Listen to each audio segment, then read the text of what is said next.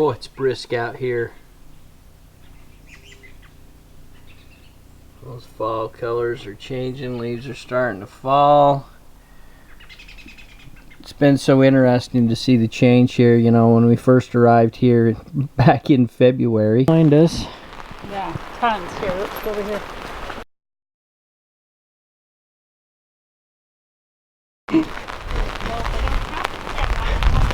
Well, I know, but you just left me. Like, yeah, I wouldn't want to set up a tent in this right here. Oh, see, look at that waterfall coming off. And no leaves, barren ground.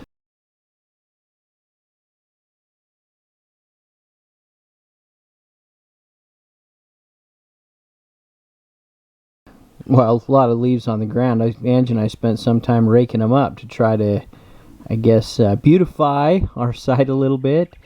And now we've come full circle. It's the last day of October. Still have some greenery, but the weeds in that area that were so prominent when we left are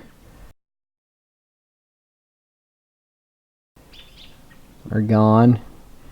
It was a big concern for Angie and I about Jazz back in May. She post a picture. She'd go out there and hide in the tall grasses and weeds. They're all gone. And up until Sunday, you know, this campground was full every night with this cold spell that's moved in. We did have one tent camper last night in in C, but they've already bugged out this morning. The campground is got several open RV sites right now, but I expect that they'll fill up for the weekend. I mean, the weekend's going to come, and it's actually supposed to warm back up to the daytimes in the 60s and the evenings, you know, down into the upper 30s, lower 40s. So we'll be here a couple more weeks, and time to move on to some new adventure.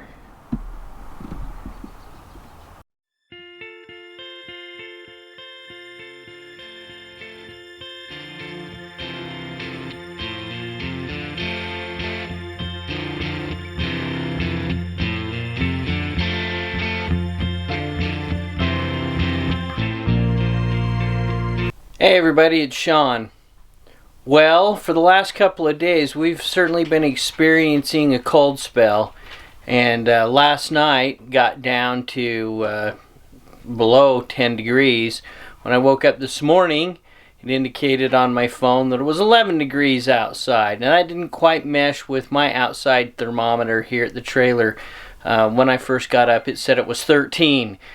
I think that the Colorado River that runs right next to us kind of temperates the temperature in this area a little bit differently than what it is in downtown Moab, where I guess the phone gets its reading from. But right now it's 22 degrees outside. So how do we survive this coldness? Well, first of all, we're fortunate enough to have the 4-season package on this trailer. And fortunately it has held up to its name, and we haven't had any freezing issues at this point. Of course, everybody that's been following this would know that I'm not hooked up to any water source. The water in the tanks are in an enclosed underbelly that's heated by our furnace. This trailer doesn't have heating pads on the tanks like some others. Kind of wish it did, although, you know, those cost energy, so if you're going to run those heating tanks, it's going to be a slow drain on your battery, which I guess is fortunate that we don't have. Anyways, just having coffee this morning. Glad that we're surviving this cold spell. It's supposed to be back up into the 60s by Sundays. Mother Nature likes to throw a monkey wrench in things from time to time. So how do we do it? Well, right now, so as you can see, it's 9 in the morning here. It's now saying it's 22 degrees outside. The inside temperature, I don't know, that's off a little bit. It says 62. I've got our furnace set on 65.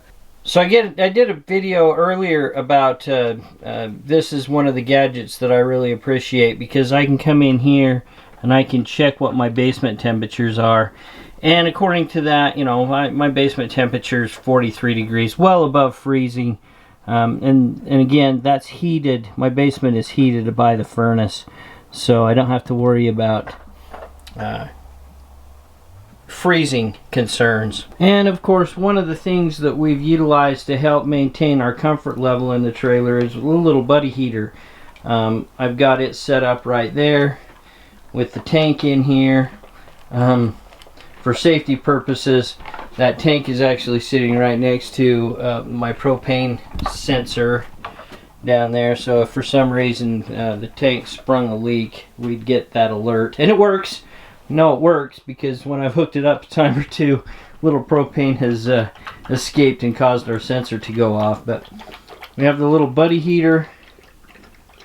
Jasmine, are you having a drink? Are you having a drink? Anyways, we got the little buddy heater to help take care of some heating comfort issues. An interesting thing about these trailers is I was reading that the furnaces are only rated at 36%.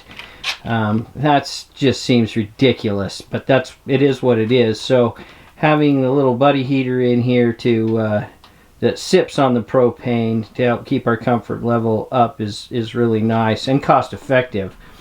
But and of course then, because we're running it, even though they are rated to be indoor safe, I crack the window over here to allow some fresh air to come in. Of course, one of the problems with the little buddy heater, just in any type of a propane heat source, is the fact that it puts a lot of moisture in the air, and you can kind of see that when you look at my windows. You know, there's quite a bit of moisture on that window. Not so much over here, but in our front window, it really collects a lot of moisture. And we've put dehumidifier up there to help try to suck up some of that moisture. But when the sun comes out, we'll go ahead and plug our electronic dehumidifier into the inverter to also help eliminate some of the moisture in the trailer as the day goes on. Just wanted to throw out this quick video about how to survive when while camping when the temperatures dip down below the 20s. And again, certainly there's a lot of other things you can do to help protect your trailer from freezing up. Heated hoses, if that's an issue for you. Skirting the trailer is always talked about on how that can help eliminate some freezing issues of the trailer. We're obviously not skirted here. I mean, we're temporarily here, and we're going to be leaving in a couple more weeks. Putting Reflectix in the windows can certainly help keep the trailer a little bit cooler in the summer and warmer in the winter. We haven't got Reflectix up in all of our windows right now. We have Reflectix for all of our windows, but currently we've got it in the front up here over where we sit. All those windows right now have Reflectix in it. My front window has Reflectix in it, and our bedroom windows have Reflectix in it. Again though, sealing up the trailer like that can cause moisture problems, so you solve one problem and you create another.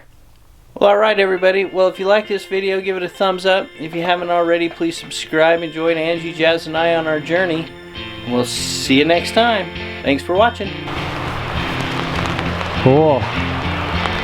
Put the bigger zoom on, maybe. It's alright. You see the bottom part though?